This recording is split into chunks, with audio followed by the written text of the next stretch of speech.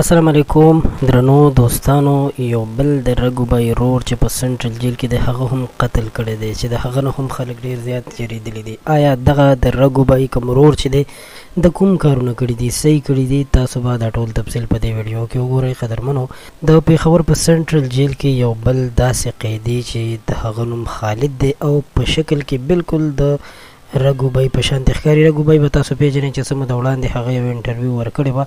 په دغه انټرویو کې هغه ویلي و چې ما قتلونه کړي دي او ځکه چې زه چا نه پرېښودم. هغه انټرویو به تاسو هم کتلی وي، موږ په هغه باندې هم ویډیو جوړه کړې وه. خو اوس چې کوم قیدي دی د نوم خالد دی او د خپل رور وجلی دی، د خپل رور د قتل نه پس بیا په ده باندې د رور سخر یې چې د هغه اکبر نوم هغه په اف آی آر کړی دی او دا یې تاڼې ته ورکړی دی. بیا د هغې نه پس په ده باندې د سنټرل جیل دفعه کټ شوله، یعنې دا سنټرل جیل ته راوړل شو او تر اوسه پورې دا هلته دی چې ډېر کلونه یې وشول. تقریبا ویل کېږي چې د 10 کاله کېږي. ږیره یې هم پرېښې ده. ویل کېږي چې د شکل نه ډېر زیات خطرناک ښکاري ځکه چې د خپل رور وجلی دی، په خپل رور باندې ډزې کړي دي. د په خپلو خبرو کې ویلي دي چې ما خپل رور نه وجلو، ما د خپل رور په خپه باندې یو ډز کولو، خو هغه رپټ و او زما نه همداسې ډزې زیاتې شولې او هغه رانه ولګېد او مړ شو. په خپلو خبرو کې دا هم وایي چې غلطي مې د ورندار وه. په کور کې داسې خبرې راځي چې د هغې په وجه باندې سړي غوسه کېږي، نو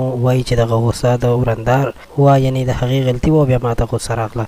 نو درنو دوستانو، دا اوس د هغوی نه خواست کوي چې ما ته معافي وکړئ چې زه د دې عذاب نه د دې جیل نه وځم او زه یو ښه زندګي تېره کړم. دا په انګلیش کې هم خبرې کوي، اردو کې هم کوي، پښتو کې هم کوي، خو په اصل کې دا د افغانستان دی او د ده نوم خالد دی. نو غوښتل مو چې د خالد په باره کې تاسو سره دا خبر شریک کړم.